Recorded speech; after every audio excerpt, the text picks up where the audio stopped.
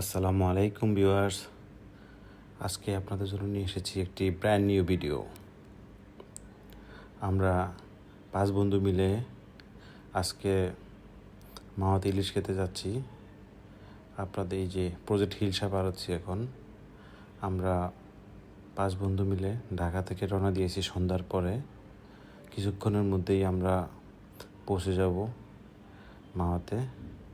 এই যে চলে আসলাম আমরা সেই পদ্মা পাড়ের বিভিন্ন রেস্টুরেন্টগুলোতে, যেখানে সুস্বাদু ইলিশ বিক্রি করে।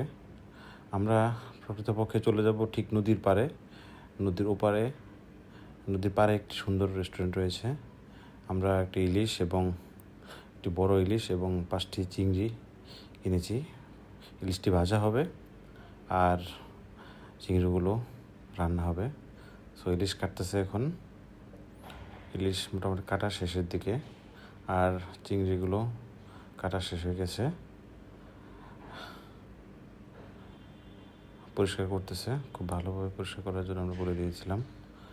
তো এই যে এখন ফ্রাই করতেছে ইলিশগুলো।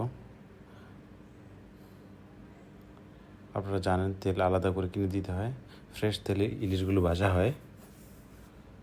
এখন আমরা ইলিশের সাথে নিয়েছিলাম 6 পিস বেগুন ভাজা। ইলিশের তেল দিয়ে বেগুনগুলো ভাজা হচ্ছে।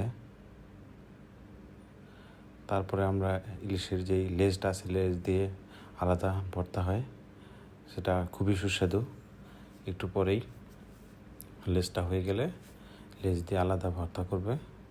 আর বেগুনগুলো খুব বড় বড় সাইজের ছিল, সো খেতেও খুব ভালো ছিল। লেজের অংশ দিয়ে এবং অধিক পরিমাণ পেঁয়াজ এবং এই যে তেলটা আছে, এই তেল দিয়ে যে এখানে ভর্তা বানাচ্ছে।